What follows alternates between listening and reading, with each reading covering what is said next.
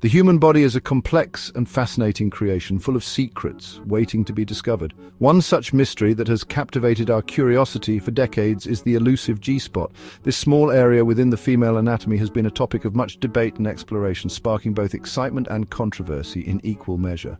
Some people swear by its existence, describing intense pleasure and even orgasms when it's stimulated. Others remain skeptical, questioning whether it's a distinct anatomical structure or simply a matter of individual perception.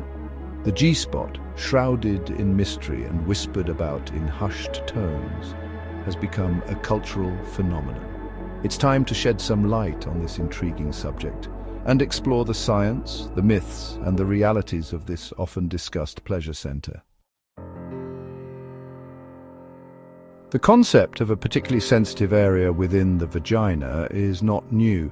Cultures throughout history have alluded to its existence, often referring to it in veiled terms and associating it with heightened sexual experiences. However, it wasn't until the mid-20th century that the G-spot entered the scientific lexicon. In 1950, German gynecologist Ernst Grafenberg published a paper describing a highly erogenous zone located on the front wall of the vagina. This area, he suggested, could be stimulated to produce intense pleasure and even a unique type of orgasm. Grafenberg's findings were met with a mixture of intrigue and skepticism. Some researchers dismissed his claims as anecdotal, lacking sufficient scientific evidence. Others, however, were intrigued by the possibility of unlocking a new dimension of female sexual pleasure. So, where exactly is this elusive G-spot? According to most descriptions, it's located on the front wall of the vagina, about 1 to 2 inches inside, behind the pubic bone.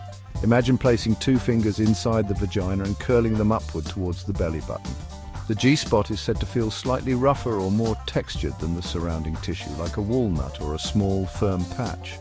However, it's important to note that anatomical variations are completely normal. Not every woman will be able to locate the G-spot with ease, and its size and sensitivity can vary greatly from person to person. Section 4. The Great Debate. Does it exist?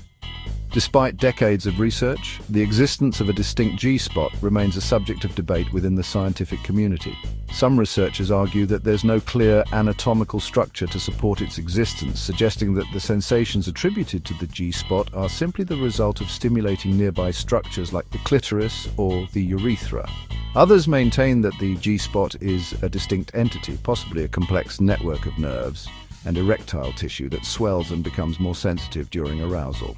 They point to studies that have identified a distinct area of thicker tissue and increased blood flow in the area where the G-spot is said to be located. The debate is further complicated by the subjective nature of sexual pleasure. What feels intensely pleasurable to one person may not register as strongly for another. Factors like individual anatomy, arousal levels, and even emotional state can all influence how we experience touch and stimulation. Section 5. The G-spot and the Symphony of Pleasure. While the debate over its anatomical existence continues, many women report experiencing intense pleasure and even orgasm from G-spot stimulation. The sensations are often described as being deeper and more full-bodied than clitoral stimulation alone, leading to a more intense and satisfying sexual experience. Some women find that G-spot stimulation triggers a feeling of needing to urinate. This is because the urethra, which carries urine from the bladder, is located close to the G-spot.